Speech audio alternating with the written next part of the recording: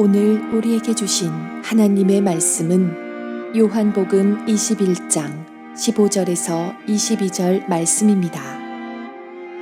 그들이 조반 먹은 후에 예수께서 시몬 베드로에게 이르시되 요한의 아들 시몬아, 네가 이 사람들보다 나를 더 사랑하느냐 하시니 이르되 주님 그러하나이다.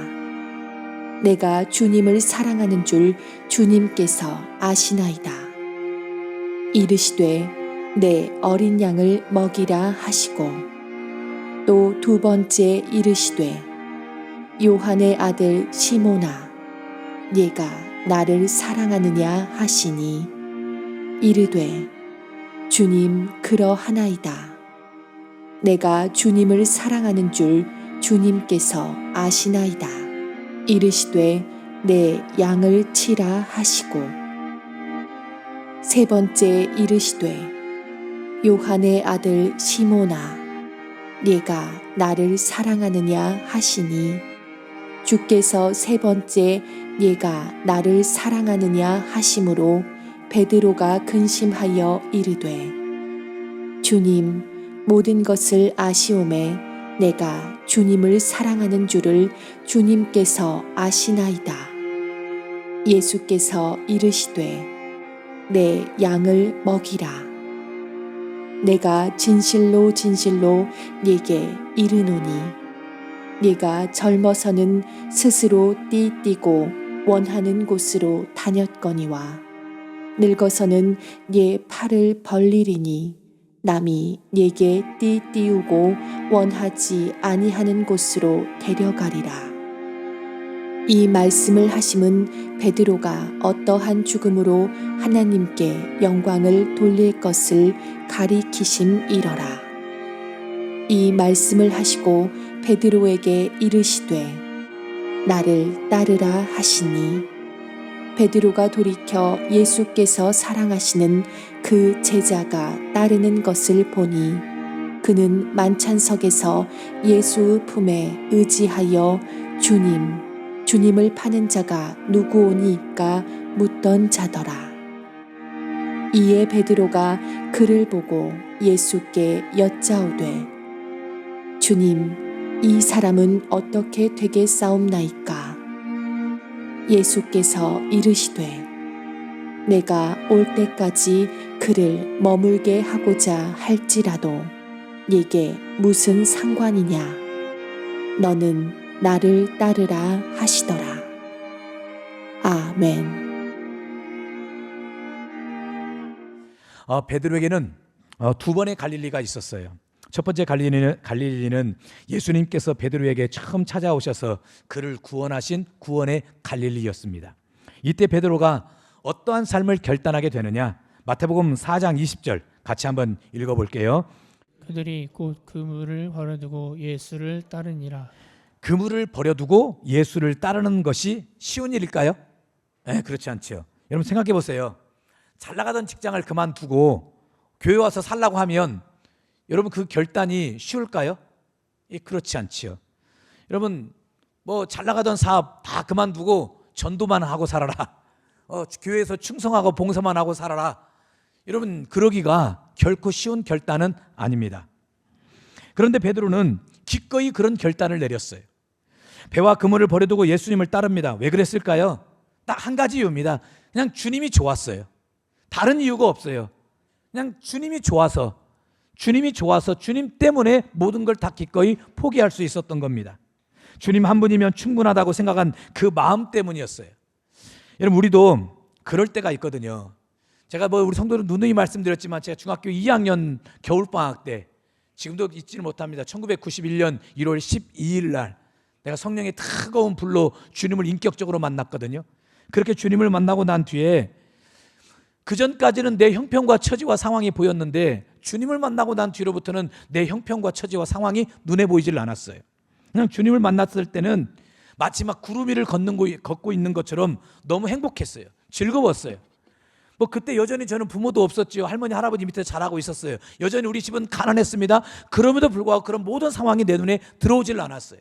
예수님 때문에 행복했고 예수님 때문에 기뻤고 예수님 때문에 조금 전에 말씀드렸 구름 위를 걷는 것처럼 모든 것이 다 즐거웠었어요. 그때 중학교 2학년짜리가 뭐 예배란 예배는 다 드렸거든요. 주일 뭐 낮 예배 드리는 것은 뭐 당연하거니와 주일 낮 예배, 또 주일 오후에 주일 학교 교사로 봉사했죠. 또 주일 저녁 예배, 또 수요 예배. 저 시골 교회에서는 금요일 날 구역 예배를 드렸는데 금요일 저녁에 구역 예배도 드리고. 이제 중학교 2학년짜리가 구역 예배를 뭘 드리겠습니까? 근데 구역 예배를 왜 드리느냐? 누가 누구네 집에 몇 명이나 참석했는지 확인하려고. 그리고 우리 집 구역 예배 순서가 다가올 때쯤이면 한 달 전부터 광고를 했어요. 근데 몇 날 며칠 며칠 우리 집 구역 예배가 있으니까 다 오라고. 하여간 제 뭐 그때 당시 어렸을 때 구역 예배 품앗이를 다녔거든요. 내가 이 집에 가졌으니까 우리 집 구역 예배 올 때는 꼭 오라고. 여러분 저희 집 구역 예배 드릴 때 20명 30명씩 예배를 드렸어요. 구역 식구들이 안 오면 내가 그냥 쌍심지를 켜고 쳐다보니까 누가 왔는지 안 왔는지. 그 정도였어요. 뭐 봉사란 봉사도 다 했습니다. 뭐 주일학교 교사도 했지요, 성가대도 했지요, 또 주방 설거지도 했지요, 교회 청소했지요, 또 피아노 반주도 했지요. 또 그리고 고등학교 때부터는 교회 재정까지 봤어요. 뭐 재정 시골 교회니까 재정 1년 동안 1년 예산이라고 해야 한 8천만 원 정도 되는데 그래도 그런 8천만 원 교회 재정을 저 혼자 다 봤어요. 혼자. 목사님이 뭘 믿고 저에게 그냥 그 재정까지 맡기셨는지 이 고향교회를 떠나기까지 교회 재정도 받지요. 목사님이 시키는 모든 일이라면 다 아멘으로 했어요. 그리고 기도도 최소 1시간, 많게는 3시간씩 사춘기 시절 그렇게 하나님 앞에 기도하고 시골교회 그 차가운 마룻바닥에 세계지도를 펴놓고 하나님, 내가 하나님 앞에 쓰임받고 싶습니다. 내가 근데 주님께 드릴 것이 이 몸밖에 없어서 그 세계지도 위에 올라가 가지고 나를 드릴 테니까 나를 하나님 원대로 마음대로 쓰시라고. 근데 왜 아직까지 원대로 마음대로 안 쓰시는지 모르겠어요. 곧 쓰실 줄 믿습니다. 그때는 모든 게 다 행복했어요. 그냥 주님 때문에 행복했어요. 주님 때문에 기뻤고. 오죽하면 저희 할아버지가 저한테 늘 하신 얘기가 야 이놈아 미쳐도 좀 작작 미쳐라. 전라도 말로 미쳐도 좀 작작 미쳐라. 너 그렇게 교회에 미쳐 살아서 어떻게 하겠냐고. 근데 여러분 제가 교회에 미치고 예수님께 미쳤기 때문에 이게 목사도 되고 행복하게 살 수 있었던 거지요. 여러분 저만 그렇습니까? 여러분에게는 그런 첫사랑의 추억이 없습니까? 처음 주님을 만났을 때 그 감격과 감동이 여러분에게는 없습니까? 여러분 누구에게는 다 구원의 갈릴리가 한 번쯤은 다 있기 마련입니다. 나 같은 것이 구원을 받고 하나님의 자녀가 되었다는 것만으로 막 기쁘고 행복했던 그 시절이 누구에게나 다 있기 마련이에요. 그랬던 베드로도 마찬가지였어요. 베드로가 예수님께서 그랬던 베드로 처음 갈릴리에서 주님 만났을 때 모든 걸 다 버리고 예수님을 따를 정도로 그에게도 구원의 감격이 있었거든요. 근데 그랬던 베드로가 예수님께서 겟세마네 동산에서 로마 군병들에게 붙잡히자 어떻게 합니까? 도망을 쳐버리거든요. 36개 주랭당을 쳐요. 그리고 한 어린 소녀가 이 아저씨도 예수님 따라다녔던 아저씨라고 이야기하자 그 말 한마디에 예수님을 저주하며 맹세하며 3번이나 부인하고 말았어요. 여러분 이때 베드로의 마음이 어땠을까요? 사실 베드로는 주님을 절대 부인하지 않겠다고 후원장담했거든요. 근데 그랬던 베드로가 예수님을 모른다고 3번이나 부인하고 맹세하며 저주했을 때 그런 자신의 모습을 바라보며 베드로가 어떤 생각이 들었을까요? 자신에게 실망하지 않았을까요? 마치 자기가 인생의 패배자가 된 것 같은 그런 생각이 들지 않았을까요? 언제는 주님을 부인하지 않겠다고 후원장담했던 내가, 그리고 예수님의 수제자라고 했던 내가 이렇게 너무 속절없이 무너지는 자신의 모습을 보고 실망하지 않았을까요? 아마 1000번이고 10,000번이고 실망했을 거예요. 그리고 마치 자기가 패배자가 된 것처럼 여겨졌을 거예요. 그랬던 베드로가 결국은 어떤 선택을 하고 마느냐. 자, 요한복음 21장 3절 말씀을 같이 한번 읽어볼게요. 시작. 시몬 베드로가 나는 물고기 잡으러 가노라 하니 그들이 우리도 함께 가겠다 하고 나가서 배에 올랐으나 그날 밤에 아무것도 잡지 못하였더니. 다시 갈릴리 바다로 돌아가요. 뭐 하겠다고요? 물고기 잡으러 가겠다고. 여러분 이때 베드로의 마음이 좋을 리가 있습니까? 이때 갈릴리를 갔던 것이 성공자의 모습으로 간 게 아니라 아주 그냥 철저하게 패배한 패배자의 모습으로 갈릴리로 다시 돌아갔어요. 여러분 24년도를 돌아보십시오. 우리에게는 이런 베드로의 모습이 없습니까? 주님이 내게 주신 은혜를 보답지 못하고 주님의 마음을 아프게 하여 어느 때는 쥐구멍이라도 있으면 들어가고 싶었던 그런 때가 우리에게는 없느냐 이거예요. 이렇게 갈릴리에서 낙심하고 절망해 있는 그 베드로에게 우리 예수님께서 두 번째 찾아오세요.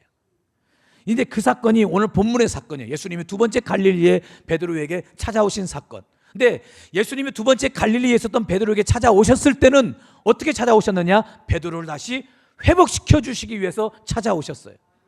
여러분, 이 두 번째 갈릴리로 찾아오신 예수님이 우리의 조국 대한민국 땅 안에 찾아오시는 역사가 있을 줄 믿습니다. 우리 교회 또 여러분의 인생에 두 번째 갈릴리에 오신 그 예수님이 여러분의 삶에도 찾아오시는 역사가 있을 줄 믿습니다. 왠 줄 아세요? 두 번째 갈릴리에 오신 예수님이 찾아오셔야 우리의 인생이 회복되기 마련이에요. 여러분, 우리 대한민국 땅 안에 이 회복의 은혜가 있어야 되고 우리 교회도 이 회복의 은혜가 있어야 되고 오늘 저와 여러분의 삶에도 이 회복의 은혜가 있어야 되는 거예요. 반드시 이런 놀라운 회복의 은혜가 오늘 저와 여러분의 삶에 우리의 조국 대한민국 땅 안에 우리 교회 안에 강하게 임하시길 주의 이름으로 축원합니다. 아멘. 갈릴리 호숫가에서 주님은 시몬에게 물으셨네. 사랑하는 시몬아, 넌 날 사랑하느냐? 오 주님, 당신만이 아신. 다시 한번 고백합니다. 갈릴리 호숫가에서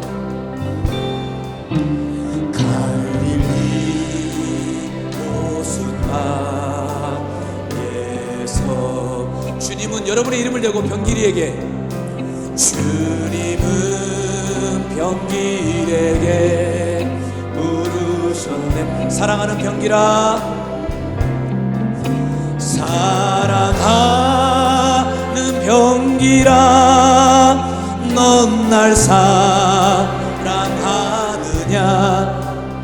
오 주님, 당신만이 아십니다. 다시 한번 사랑하는 시몬아, 사랑하는 시몬아, 넌 날 사랑하느냐? 오 주님, 당신만이 아십니다. 그러면 예수님이 베드로의 무엇을 회복시켜 주셨을까요? 여러분, 25년도를 맞기 전에 우리가 회복되어야 될 것이 과연 무엇일까요? 여러분, 오늘 본문에서 여러 가지 말씀을 드릴 수 있겠지만 시간 관계상 딱 두 가지만 좀 말씀드리고 싶습니다. 첫째, 예수님은 베드로의 상처를 회복시켜 주셨어요. 여러분, 베드로의 상처가 무엇이겠습니까? 예수님을 모른다고 부인했던 상처였어요. 예수님을 따르는 자에게 이것이 얼마나 굉장히 큰 상처인지 몰라요. 특히 베드로는 예수님의 수제자였어요. 가장 많은 사랑을 받았던 자였어요. 그리고 주님을 부인하지 않겠다고 후원 장담했던 자였어요. 근데 그런 자가 너무 속절없이 무너져 버렸거든요. 이거 베드로에게 놀라운, 너무나도 말하고 싶지 않는 참 창피스러운 일이었고 큰 상처였어요. 여러분, 우리도 보세요. 여러분, 우리도 신앙생활 하는 중에 기도 열심히 하는데 기도 응답 없다고 주님 앞에 원망하고 불평할 때가 있거든요. 왜 내 기도에 응답해 주지 않는 것입니까? 여러분, 그렇게 주님께 그냥 우리의 원망과 불평을 다 토로하고 나면 여러분, 혹시 마음이 막 속 시원해지시던가요? 막 기분이 막 좋아지시던가요? 막 주님께 쏟아내고 나면 인생의 고난이 닥쳤어요. 왜 주님 이런 고난을 내게만 허락하시는 것입니까? 왜 고난을 내게 주신 것입니까? 주님 나를 사랑하긴 사랑하시는 것입니까? 라고 이렇게 주님 앞에 우리의 원망과 불평을 다 쏟아내고 나면 여러분 어떻습니까? 속이 시원합니까? 아유, 이제 속이 시원하다. 아, 이제야 좀 살 것 같다. 그런 마음이 드시나요? 그런 경우도 있을 수 있겠지요. 그러나 저 같은 경우는 그렇지는 않더라고요. 그러면 그럴수록 오히려 더 주님께 죄송한 거 있죠. 주님께 미안한 거 있죠.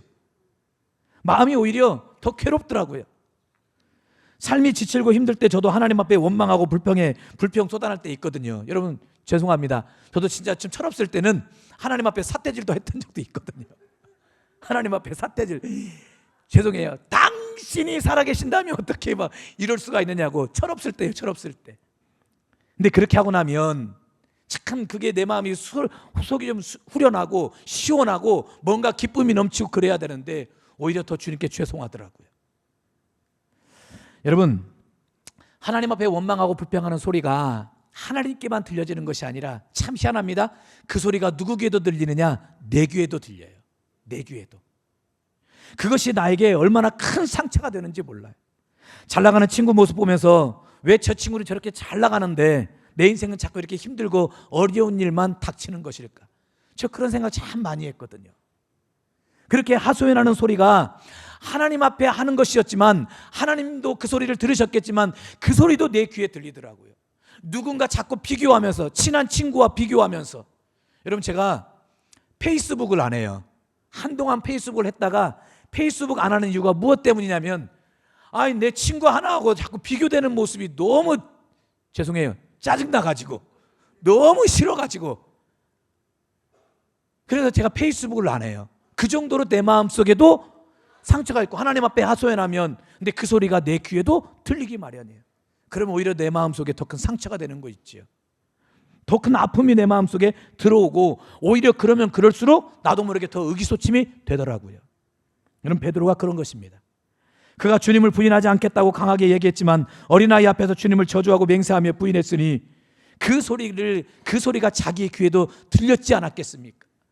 자기가 저주하며 맹세하며 주님을 부인했던 그 소리가 자기 귀에도 들리지 않았겠습니까? 근데 이것이 베드로의 마음속에 얼마나 큰 상처가 되었는지 몰라요. 내가 이 정도밖에 안 되는 사람이었나? 내가 정말 이 정도밖에 안 되는 사람이었나? 나는 진짜 아무것도 할 수 없어. 이런 생각에 사로잡혀서 다시 갈릴리로 돌아가서 물고기 잡았던 거예요. 근데 그런 베드로에게 우리 주님이 찾아오셔서 모닥불 앞에서 무슨 질문을 하시느냐? 요한의 아들 시몬아, 네가 나를 사랑하느냐? 자, 15절 말씀을 같이 한번 읽어볼게요. 시작. 그들이 조반 먹은 후에 예수께서 시몬 베드로에게 이르시되 요한의 아들 시몬아, 내가 이 사람들보다 나를 더 사랑하느냐 하시니 이르되 주님 그러하나이다. 내가 주님을 사랑하는 줄 주님께서 아시나이다. 이르시되 내 어린 양을 먹이라 하시고, 예수님이 이 질문을 몇 번 하시느냐? 3번 하시거든요. 여러분, 왜 3번 하셨을까요? 지금 베드로의 상처를 예수님은 한 땀 한 땀 지금 회복시켜주고 계시는 거예요. 주님과 시간을 보내고 대화하는 한마디 한마디를 해나가시면서 주님은 지금 베드로의 마음속에 있던 그 상처를 지금 회복시켜 주시고 그 상처를 예수님은 지금 싸매어 주고 계시는 거예요. 여러분, 우리는 잘 압니다. 상처가 있으면 문제를 낳기 마련이에요. 여러분, 마음에 상처가 가득한 사람이 결혼을 해보세요. 그러면 그 상처가 분명히 가정 안에서도 부부 사이에도 나오기 마련이에요. 가정의 문제도 되고 부부 사이가 문제가 되고, 상처 많은 부모가 자녀를 키우면 자녀에게도 상처 줄 때가 너무너무 많이 있어요. 여러분, 상처 많은 사람이 교회 안에서 이 모양 저 모양으로 봉사하잖아요. 꼭 가는 곳마다 문제를 일으키는 경우도 너무 많이 있어요. 여러분, 저 목회하면서 사역하면서 참 많이 봤습니다. 여러분, 그러므로 어떤 일이 있어도 다른 건 몰라도 상처만큼은 반드시 해결받고 가야 돼. 상처만큼은 반드시 회복되어지고 치유받고 가야 되는 거예요. 그래야 가정도 행복하고 부부 사이도 행복하고 교회도 행복하고 인생도 행복하고 모든 것이 다 행복하게 되는 줄 믿습니다. 그런데 여러분, 이 상처 누구로부터 해결되는 줄 아십니까? 사람이 상담소를 찾아가는 것도 도움이 되겠지만 상처의 근본적 치료는 주님께 있어요. 어릴 적 상처이든 어떤 환경과 상황 때문에 당한 상처이든 그 상처가 해결되지 않아서 문제를 일으키는 경우, 여러분, 그것 때문에 나만 아픈 것이 아니라 나 때문에 남편도 아내도 아프게 하고 자녀도 아프게 하고 또 교회 안에 다른 성도들도 아프게 하고 내가 만나는 모든 사람들을 다 내 마음의 상처 때문에 아프게 하는 거예요. 여러분, 이런 상처 치유돼야지요. 고침받아야지요. 나아야지요. 해결받아야지요. 예수님만이 우리의 모든 상처를 회복하실 수 있어요. 예수님만이 우리의 모든 상처를 치료해 줄 수 있어요.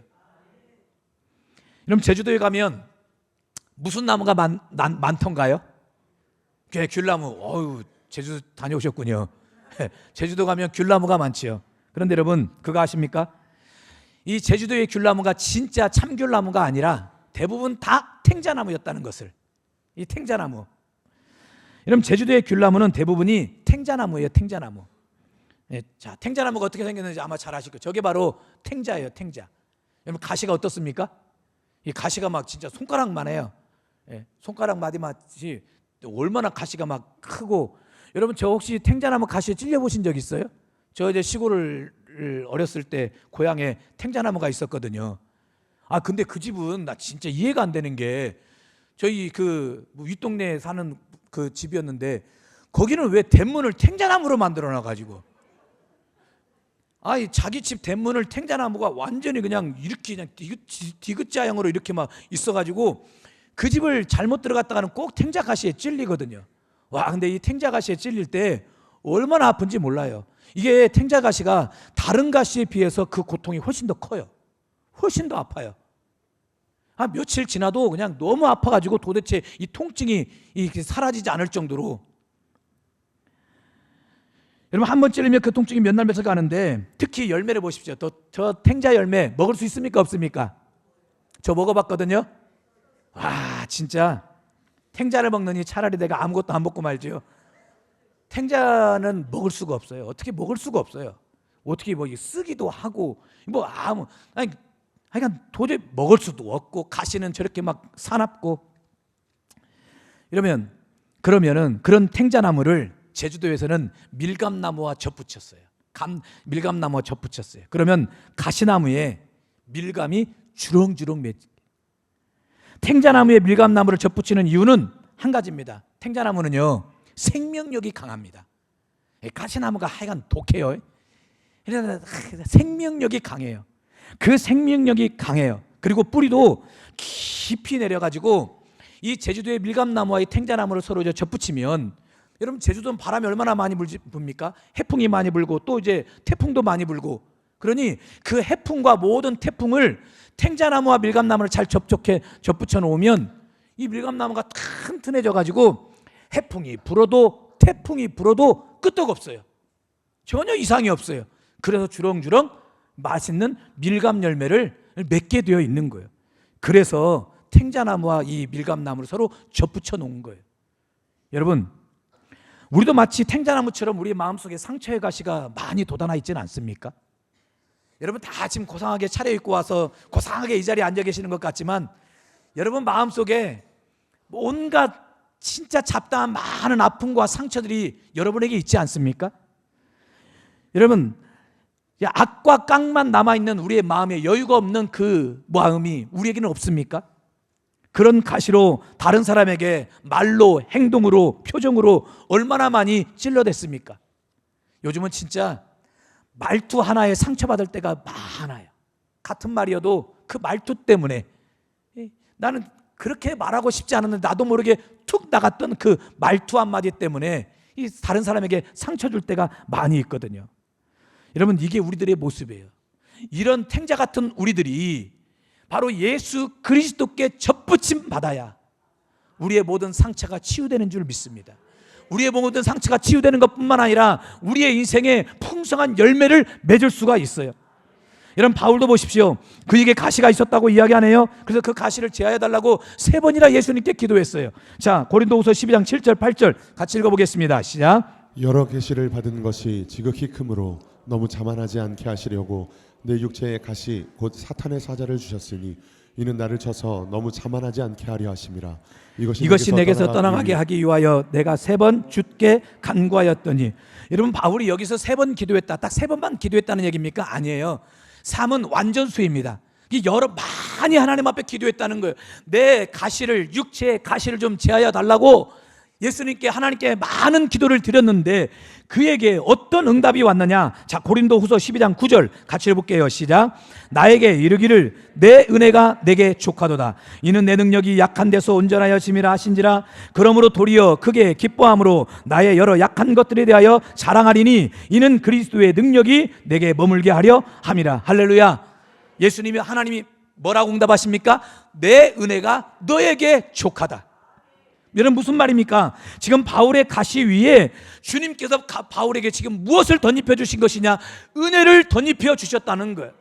바울은 상처가 많은 사람이었어요. 아픔의 가시가 많은 사람이었어요. 근데 그런 바울의 상처 위에, 아픈 가시 위에 예수님이 은혜를 덧입혀 주셨어요.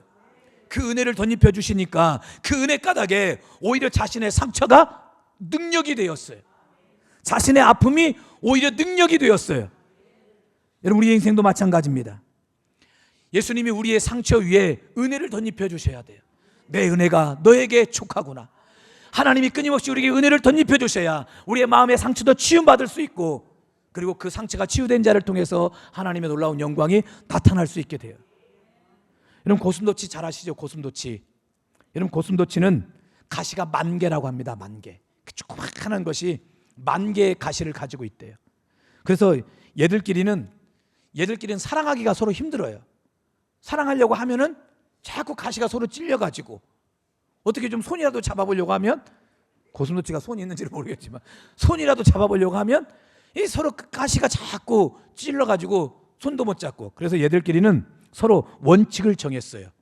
그 원칙이 뭐냐? 적당한 거리 유지하기, 그리고 돌발 행동하지 않기. 이게 이 고슴도치들이 정해놓은 그 자신들의 법칙이에요. 근데 혹시 이런 생각해 보셨습니까? 이 고슴도치 엄마가 이 10,000개의 가시를 가지고 돋아있는 그 새끼 고슴도치를 이 태중에 품고 있을 때 도대체 어떻게 할까요? 가시가 다 돋아나 있는 그 고슴도치를 엄마가 새끼를 품에 품고 있으면, 여러분, 이리 찔리고 저리 찔려가지고 엄마 죽는 거 아닙니까? 근데 엄마 멀쩡히 살거든요. 엄마 멀쩡히 살고, 그리고 나중에 예쁜 새끼 고슴도치를 낳거든요. 여러분, 고슴도치를 연구해 보니까 고슴도치는 엄마의 태 안에 있을 때는 그 가시를 몸 안에 감춘다고 합니다. 몸 안에 가시를 감춰요. 그리고 이제 태어나면 3일 후에 가시가 이제 밖으로 나온대요. 여러분, 가시는 하나님 안에 있을 때 치유되는 거예요.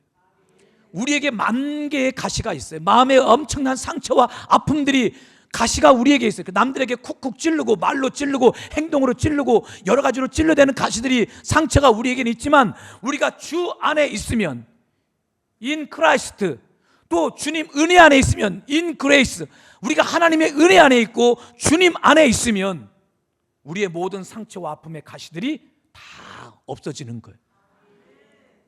그래서 그를 통해서, 그렇게 상처와 아픔이 해결된 자들을 통해서 하나님의 놀라운 영광이 나타나게 되는 것입니다. 여러분, 24년도 무엇 때문에 상처받으셨습니까?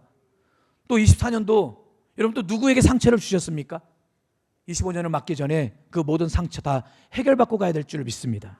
주 안에서 상처가 해결되는 은혜와 축복이 여러분에게 있어지시기를 주의 이름으로 축원합니다. 두 번째, 예수님께서 베드로의 무엇을 회복시켜 주셨느냐? 바로 주님 사랑을 회복시켜 주셨어요. 여러분, 예수님께서 베드로를 만나기 위해 두 번째 갈릴리를 찾아오신 궁극적 이유가 무엇이냐면 베드로를 회복시키기 위해서거든요. 그리고 베드로에게 사명을 다시 주시기 위함이었어요. 자, 그렇다면 대화의 흐름이 이렇게 되어야 돼요. 시몬아, 여기 많은 양떼가 보이지 않느냐? 이 양떼를 내가 너에게 맡길 것인데 그 전에 내가 너에게 한 가지 물어볼 것이 있다. 너 혹시 이 양떼들을 사랑하느냐? 저를 예로 들어서 말씀드려 볼게요. 제가 목사 아닙니까? 야, 양 목사야, 너 이 많은 성도들 보이지? 내가 이 성도들을 맡기기 전에 너에게 한 가지 물어볼 것이 있다. 너 이 성도들 사랑하느냐? 그럼 제가 그러죠. 예, 주님, 네, 우리 성도들 사랑합니다. 그래? 그럼 너 이 성도들을 잘 먹이고 기르고 입히고 성도들을 잘 양육하거라. 여러분, 이렇게 말하는 것이 이 정상적인 흐름일 텐데, 근데 우리 예수님은 뭐라고 말하느냐? 시몬아, 여기 양떼들이 보이느냐? 내가 이 양떼를 너에게 맡길 것인데 내가 그 전에 너에게 물어볼 것이 한 가지 있다.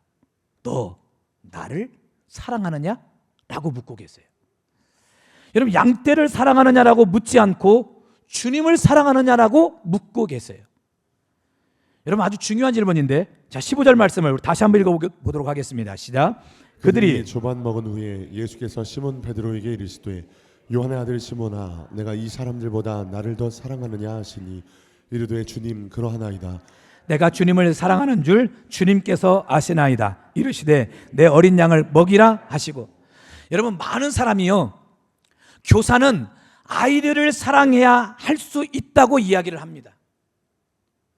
여러분, 구역장은 누구를 사랑해야 될까요? 구역원을 사랑해야 되겠지요. 여러분, 목사는 누구를 사랑해야 됩니까? 성도를 사랑해야 목회를 할 수 있는 것이겠지요. 여러분, 전혀 틀린 말이 아닙니다. 누구를 사랑하지 않고서는 그 일을 한다는 것이 결코 쉬운 일이 아니에요. 여러분, 그 특수 장애 사역을 하시는 분을 알고 계시거든요. 와, 여러분, 특수 장애 아이들, 이거 그 아이들을 사랑하는 마음이 없으면 정말 하기 힘든 일이더라고요, 보니까. 우리가 일반적으로 무슨 일을 할 때 그 일을 사랑하지 않으면, 그 사람들을 사랑하지 않으면 그 일이 안 된다고 생각을 하고 있어요. 그러나 주님은 뭐라고 물어보고 계시느냐? 너 나를 사랑하느냐라고 묻고 계세요. 주님 사랑하느냐라고 먼저 묻고 있어요. 여러분, 주님 사랑이 메말라 있으면요, 그 어떤 것도 사랑할 수 없다는 얘기입니다. 여러분, 아이들 사랑해서, 아이들이 너무 좋아서 아이들 사랑해서 교실로 뛰어들어갔던 어느 날, 여러분, 그 아이들 얼굴 보기가 싫을 때가 있어요. 여러분, 부부도 그렇지 않습니까? 여러분, 부부가 처음 결혼할 때 미워해서 결혼하나요? 사랑해서 결혼하나요? 뭐 물어보라 말하지요. 서로 사랑하니까 결혼한 것 아닙니까? 오빠, 나 오빠 아니면 죽을 것 같아. 그러니까 결혼하는 거지요. 며칠 전에 저희 막내가 그런 얘기를 해요. 아빠, 나는 누구랑 결혼할까 나중에? 그래서 자기는 진짜 잘난 사람하고 결혼하고 싶대요. 그래서 야, 그래도 이왕이면 남자가 그냥 끈질기게 너를 사랑하는 그런 결혼을 하는 게 좀 더 좋지 않겠니? 그랬더니 하는 얘기가 뭐냐면, 아빠, 요즘 시대가 바뀌었어. 여자도 좋아하는 남자 있으면 기꺼이, 야, 나 너 좋아한다, 너 나랑 사귀자라고 말해야 될 줄 안다는 거예요. 아빠 때처럼 남자들이 막 대시하고 이제 이런 시대는 아니래. 자기도 마음에 드는 남자가 있으면 자기도 좋아하겠다고 고백하겠다는 것이지요. 하여간 그런데 그렇게 서로 사랑해서 좋아서, 여러분, 그래서 결혼한 거 아닙니까? 그런데 보십시오. 살다 보면 그 아내가, 사랑했던 아내가, 사랑했던 남편이 보기 싫을 때 있어요, 없어요? 말씀 잘 하셔야 돼요. 오늘 집에 가서 가정의 화목을 이루시려면 보기 싫을 때가 있거든요. 마음에 안 들 때가 있거든요. 내 마음에 상처될 때가 있거든요. 여러분, 자녀를 달라고 우리가 얼마나 하나님 앞에 기도했습니까? 그래서 하나님이 우리에게 귀한 자녀를 선물로 주셨어요. 그러면 평생 그 자녀를 사랑하고 아끼고 좋아하고 막 어쩔 줄 몰라가지고 이러면 애지중지하고 그렇게 살아야 되는 거 아닙니까? 근데 그런 자녀 정말 내 마음속에 미워질 때가 한두 번이 아니에요. 어느 때는 진짜 내 새끼가 맞나 싶을 정도로 다시 어떻게 뱃속으로 넣어버리고 싶을 때가 있어요. 그럴 때가 있거든요. 여러분, 사랑해서 결혼하고 사랑해서 만나고 사랑해서 다 그런 것인데, 왜 살다 보니까 미워질 때도 있고 보기 싫을 때도 있고, 그 이유가 무엇 때문일까요? 우리는 그런 이유를 나에게서 찾지 않고 바로 저 사람에게서 찾아요. 당신 때문이라는 거예요. 너 때문이라는 거예요. 아빠 엄마는 아무 잘못 없어요. 자식 때문이라는 것이고, 남편은 아무 잘못 없어요. 아내 때문이라는 것이고, 아내는 아무 잘못 없어요. 남편 때문이라는 거예요. 저 사람 때문이라고 이야기를 하는데, 오늘 성경에서 우리 예수님은 우리에게 뭐라고 말씀하시느냐? 나 때문이래요. 너 때문이 아니라 바로 나 때문이라는 거예요. 어떤 나입니까? 주님을 사랑하지 않는 나, 주님의 사랑을 잃어버린 나 때문이라는 거예요. 여러분, 그런 경험 하신 적 있습니까? 신앙생활 중에 우리의 마음이 은혜로 충만해 보십시오. 성령으로 충만해 보세요. 그럼 모든 것이 다 용납이 되고 모든 것이 다 받아들여져요. 이해 못할 것도 없고 용서 못할 사람도 없더라고요. 여러분, 그렇게 은혜가 충만하고 성령으로 충만한 것은 우리의 마음에 주님 사랑으로 충만케 된 거 아닙니까? 그렇게 주님 사랑으로 충만하면 정말 모든 것이 다 오브콜스 되더라고요. 모든 것이 다 괜찮게 되더라고요. 그러나 우리 마음속에서 은혜가 떨어지고 성령 충만하지 않고 주님 사랑이 식어져 버리면, 그렇게 사랑했다고 했던 남편도, 그렇게 사랑했다고 하는 누구도 나도 모르게 미워지는 마음이 들어올 때가 있더라고요. 그래서 우리 주님은 베드로에게 무엇을 먼저 회복시켜 주시느냐? 주님 사랑을 회복시켜 주시는 거예요. 주님을 사랑해야 양떼도 사랑할 수 있고, 주님을 사랑해야 남편도 사랑할 수 있고, 주님을 사랑해야 아내도 사랑할 수 있고, 주님을 사랑해야 자녀도 사랑할 수 있고, 주님을 사랑해야 교회도 사랑할 수 있으며, 주님을 사랑해야 교회 안의 성도들도 서로 사랑할 수 있게 되는 거예요. 오늘 저와 여러분 모두 이 주님 사랑을 회복하시길 바랍니다. 이 주님 사랑이 회복되어야지만 다른 모든 것도 사랑할 수 있어요.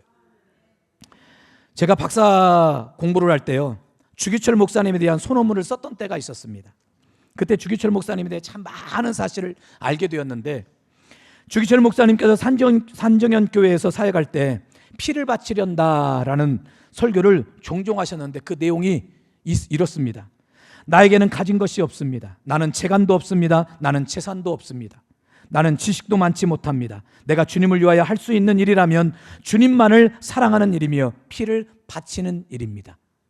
또 일사각오라는 설교에서는 이렇게 설교도 하셨어요. 주님은 나를 위하여 십자가에 달리셨습니다. 머리에는 가시관, 두 손과 발은 쇠못에 찢어져 피 한 방울도 남김없이 다 쏟으셨습니다. 주님 날 위해 죽으셨는데 나 어찌 죽음을 무서워하여 주님 모른다 할 수 있겠습니까? 나에게는 일사각오만 있을 뿐입니다. 주기철 목사님께서 1944년 4월 21일 밤 9시 만 47세의 나이에 순교를 당하시거든요. 그 순교를 당하기 전 마지막 기도가 이런 기도였어요. 주님을 위하여 10번 100번 죽어도 좋지만 주님을 버리고 100년 1000년을 산다 한들 그 무슨 삶이겠습니까? 오 주여, 목숨을 아끼다 주님께 욕되지 않게 하옵소서. 이 몸이 부서져서 가루가 되어 주님 계명을 지키게 하옵소서. 주님을 사랑하게 하옵소서. 주님 저 위에 죽으셨거늘 어찌 죽음이 무서워 주님을 모른 채 하오리까. 다만 일사각오만 있을 뿐입니다. 내 영혼의 하나님, 나를 붙들어 주옵소서. 여러분, 제가 그때 당시 주기철 목사님을 연구하면서 참 많은 감동과 은혜를 받았어요. 여러분, 주기철 목사님은 어떻게 이런 삶을 살 수 있었을까요? 그에게 진짜 무슨 능력이 있어서 그랬을까요? 아니요. 주님 사랑했기 때문이었어요. 주님 사랑하는 한 가지 마음 때문이었어요. 그 주님 사랑 때문에 자기의 목숨도 초계같이 내놓을 수 있었고, 때로는 가족보다도 주님을 더 사랑했어요. 그렇게 주님을 사랑하다 보니까 모든 것이 다 이해가 되고 모든 것을 다 할 수 있었던 거예요. 여러분, 25년도를 맞이하기 전에 오늘 저와 여러분들이 회복해야 될 것이 바로 주님 사랑인 줄 믿습니다. 주님 사랑하면 모두를 다 사랑할 수 있어요. 주님 사랑하면 모든 환경을 또한 다 이해할 수 있어요. 오늘 저와 여러분 모두 바로 이런 주님 사랑을 회복하여 24년 하나님 앞에 영광 돌리시고, 또 25년도에는 더 위대한 은혜와 축복의 역사가 여러분과 우리 교회에 나타나시길 주의 이름으로 축원합니다. 아멘. 2025년 우리에게 주신 새해 첫 말씀은 여호수아 3장 6절에서 17절 말씀입니다. 여호수아가 또 제사장들에게 말하여 이르되 언약궤를 메고 백성의 앞서 건너라 하매 곧 언약궤를 메고 백성의 앞서 나아가니라. 여호와께서 여호수아에게 이르시되 내가 오늘부터 시작하여 너를 온 이스라엘의 목전에서 크게 하여 내가 모세와 함께 있었던 것 같이 너와 함께 있는 것을 그들이 알게 하리라. 너는 언약궤를 맨 제사장들에게 명령하여 이르기를 너희가 요단 물가에 이르거든 요단에 들어서라 하라.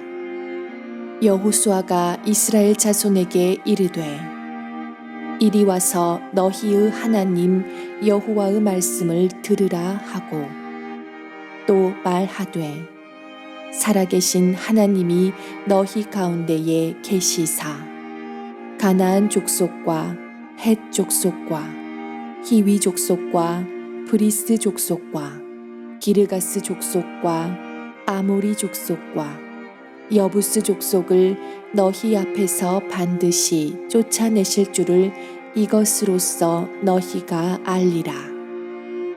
보라, 온 땅에 주의 언약궤가 너희 앞에서 요단을 건너가나니 이제 이스라엘 지파 중에서 각 지파에 한 사람씩 12명을 택하라. 온 땅에 주 여호와의 궤를 맨 제사장들의 발바닥이 요단 물을 밟고 멈추면 요단 물 곧 위에서부터 흘러내리던 물이 끊어지고 한 곳에 쌓여 서리라. 백성이 요단을 건너려고 자기들의 장막을 떠날 때에 제사장들은 언약궤를 메고 백성 앞에서 나아가니라. 요단이 곡식 거두는 시기에는 항상 언덕에 넘치더라.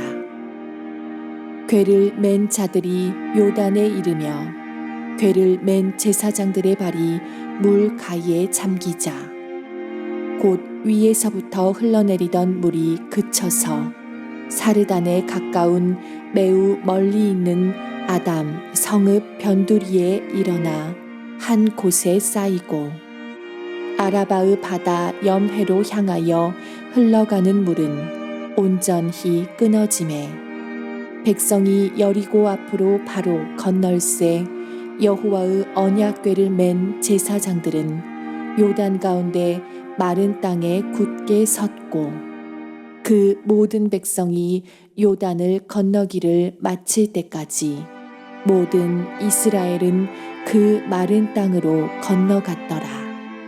아멘. 할렐루야.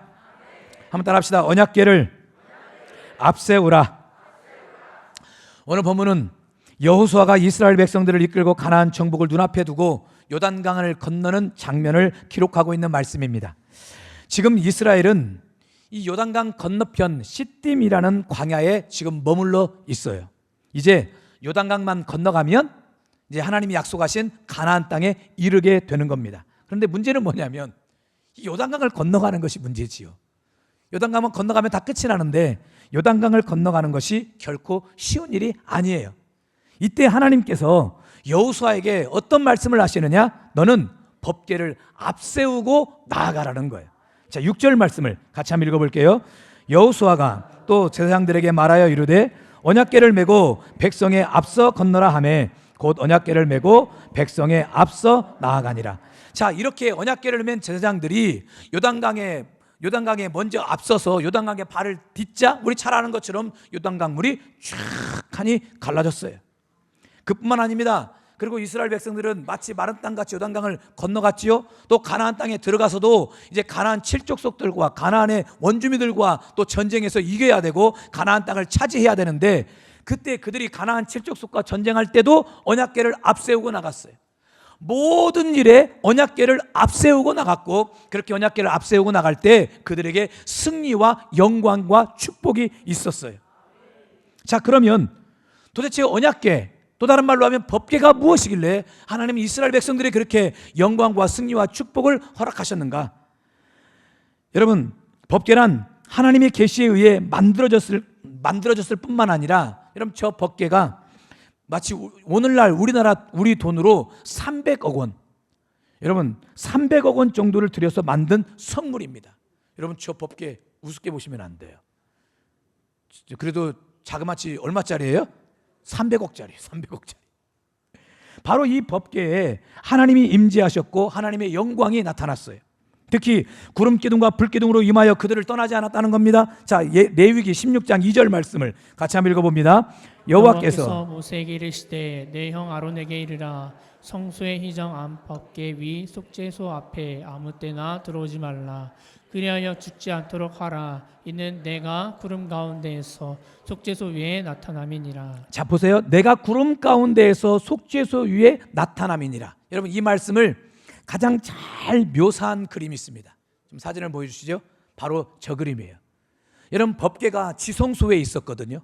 지성소 안에 있는데 그 지성소 안으로부터 구름 기둥이 쫙 해서 하늘로 쫙 덮여요. 불 기둥도 마찬가지예요. 다음 사진이요. 바로 불기둥이 저렇게 지성소에 법궤에 있는 데부터 쭉 솟아서 이렇게 마치 구름처럼 온 하늘을 덮었어요. 여러분 많은 성경학자들이 바로 이 사진 여러분 네이버에 검색해 보면 많은 사진들이 다 있는데 가장 성경에 가장 그 가까운 묘사된 그림이 바로 저 그림이에요. 그래서 이 법궤는 이스라엘 백성들에게 있어서 보이지 않는 하나님을 시청각적으로 보여주는 하나님의 상징 자체였습니다.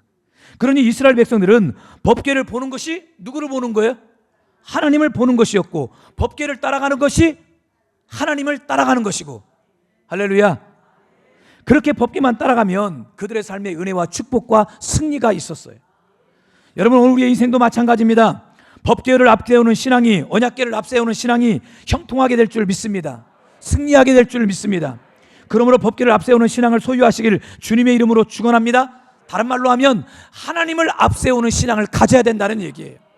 그렇다면 오늘날 법궤를 앞세운다는 말이 과연 무슨 뜻일까요?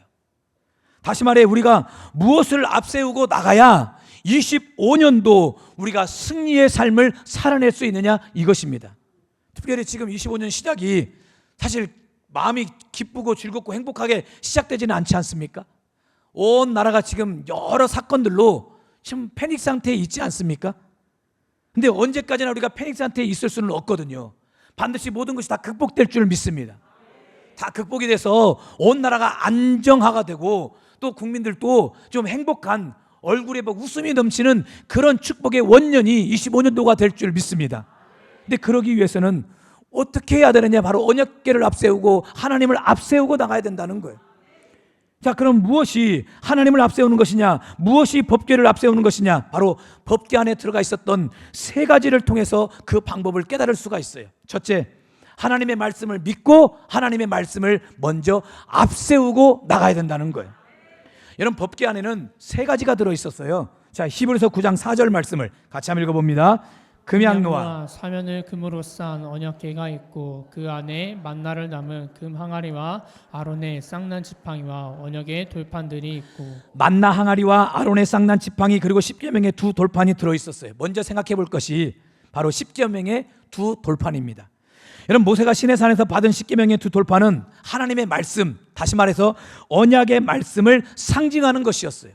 그러므로 법궤를 앞세우고 나간다는 것은 먼저 우리가 25년도를 하나님의 말씀을 앞세우고 나가는 거예요.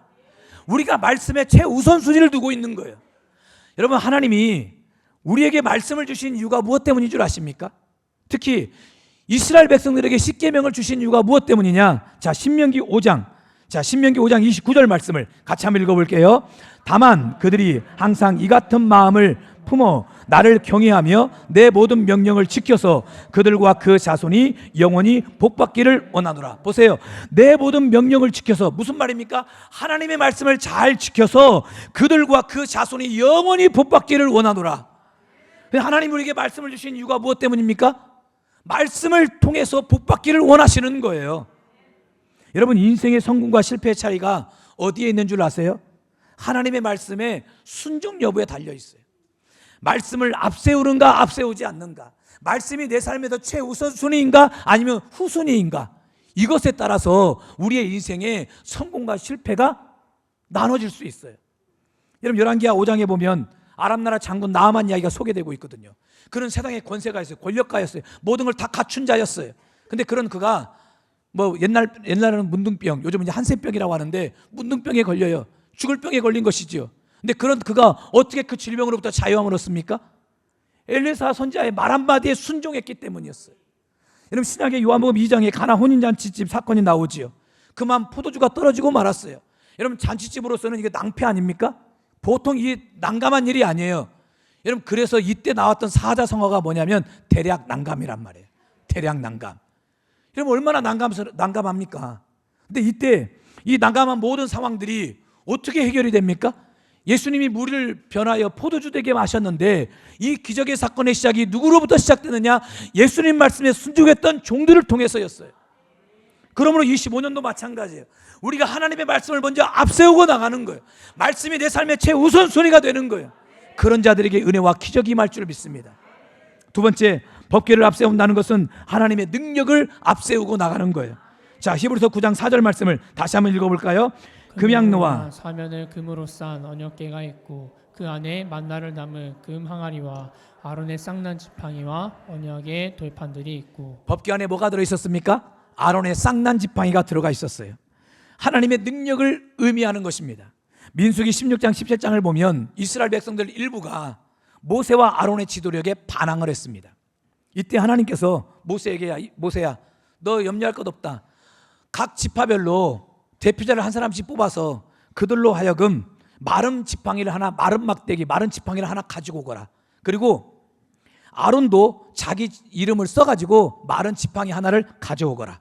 그런데 웬일입니까? 이튿날 보니까 다른 지팡이들은 다 마른 막대기로 그대로 있는데 아론의 지팡이에는 여러분 하루 사이에 제가 엄청난 기적을 말씀드릴게요. 꽃이 피고, 먼저는 싹이 났겠죠. 싹이 나고 꽃이 피고, 열매까지 맺었네요. 야, 이런 뻥이 어디 있습니까? 대단한 왕뻥 아닙니까? 어떻게 하루 사이에? 자, 민수기 17장 8절 같이 읽어볼게요. 이튿날 모세가 증거의 장막에 들어가 본즉 레위 집을 위하여 낸 아론의 지팡이에 움이 돋고 순이 나고 꽃이 피어서 살구 열매가 열렸더라. 여러분, 이게 무슨 말입니까? 우리 하나님은 마른 나무 가지에서도 싹이 나게 하시고 꽃이 피어 열매를 낼 수 있는 무에서 유를 창조하는 능력의 하나님이라는 말씀이에요. 그리고 이 능력의 하나님께서 특별히 모세와 아론에게 지도력을 주어 이스라엘 백성들을 통치하고 다스리게 하셨다는 것입니다. 여러분, 25년도 하나님의 능력을 여러분이 인정하시길 바랍니다. 하나님은 지금도 마른 나무에서 싹이 나게 하시고 열매를 맺게 하실 수 있는 분이세요. 그 옛날 홍해를 가르신 하나님은 지금도 가르칠 수 있고, 요단강을 건너게 하신 하나님은 지금도 우리 인생의 모든 요단강의 문제를 해결해서 마른 땅같이 건너게 하실 수 있는 능력의 하나님이세요. 우리가 그 하나님의 능력을 앞세우고 나갈 때 25년도 놀라운 은혜와 축복이 여러분의 삶에 넘치게 될 줄 믿습니다. 마지막 세 번째로, 법궤를 앞세운다는 것은 바로 하나님의 은혜를 앞세운다는 것입니다. 자, 다시 한번 9절 말씀, 히브리서 9장 4절 말씀을 다시 한번 읽어볼게요. 시작. 금양로와 사면의 금으로 쌓은 언약궤가 있고 그 안에 만나를 담은 금 항아리와 아론의 쌍난 지팡이와 언약의 돌판들이 있고. 자, 법궤 안에 또 세 번째 뭐가 들어있었어요?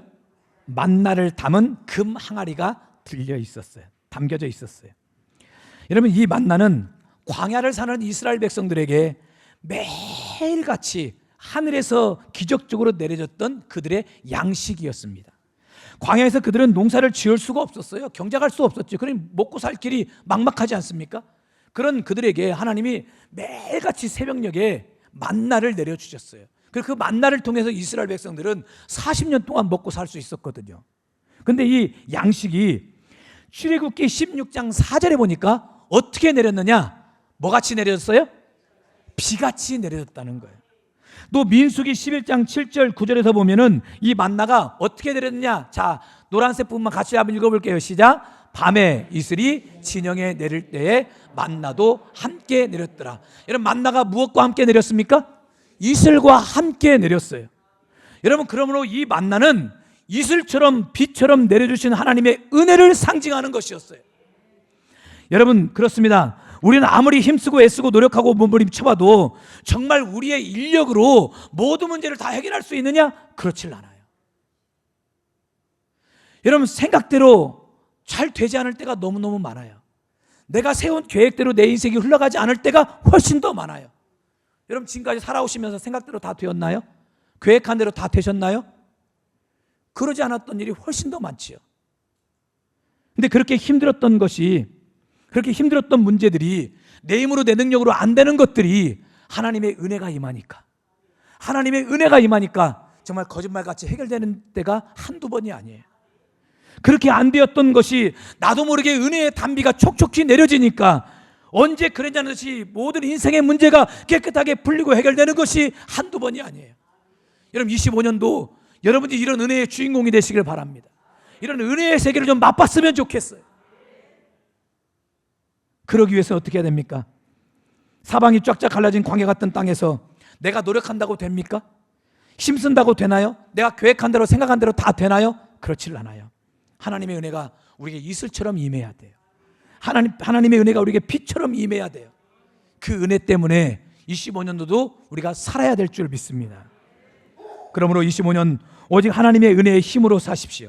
내 힘과 내 능력으로, 내 지혜로, 내 노하우로 살려고 하지 말고 오직 하나님의 은혜대로 살아가십시오. 그럼 그 은혜는 어떤 자에게 임하느냐? 사모하는 자에게 임해요. 주님, 내게 은혜를 주십시오. 내게 은혜를 주십시오. 우리 대한민국 땅 아래 은혜를 주십시오. 우리 교회에 은혜를 주십시오. 우리 가정에 은혜를 주십시오. 우리 배우자에게 은혜를 주십시오. 우리 자녀에게 은혜를 주십시오. 은혜를 달라고 갈망하는 자들에게, 구하는 자들에게 하나님의 은혜가 임해요. 그래서 25년도 여러분 모두 은혜로 승리하시길 주의 이름으로 축원합니다.